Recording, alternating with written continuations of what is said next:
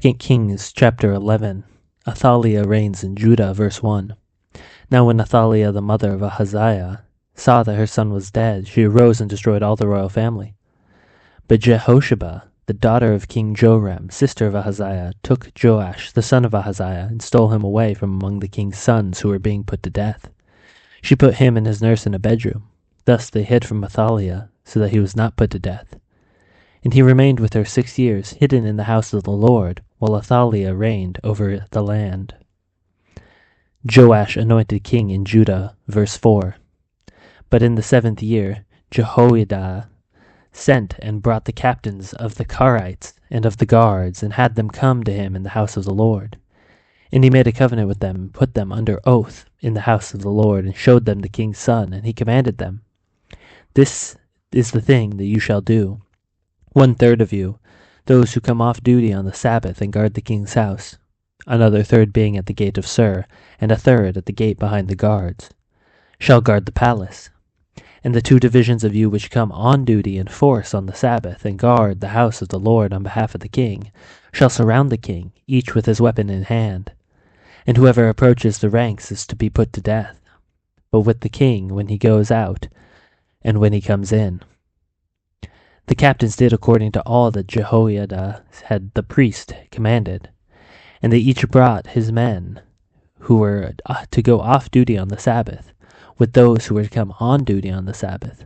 They came to Jehoiada the priest, and the priest gave to the captains the spears and the shields that had been King David's, which were in the house of the Lord.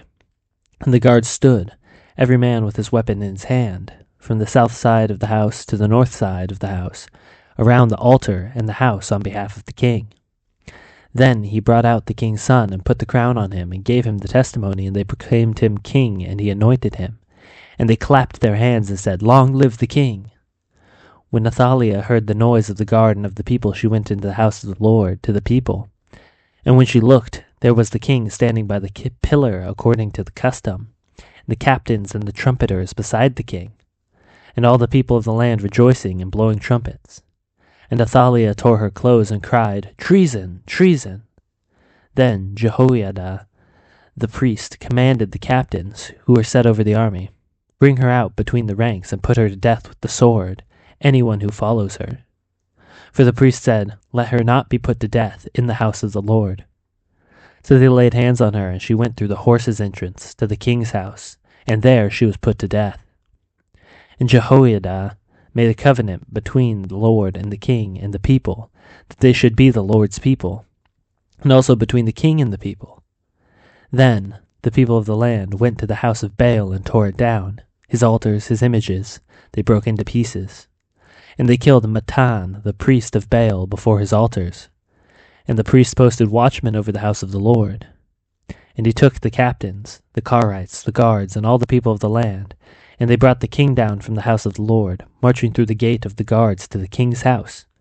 And he took his seat on the throne of the kings, so that all the people of the land rejoiced, and the city was quiet, after Athaliah had been put to death with the sword at the king's house.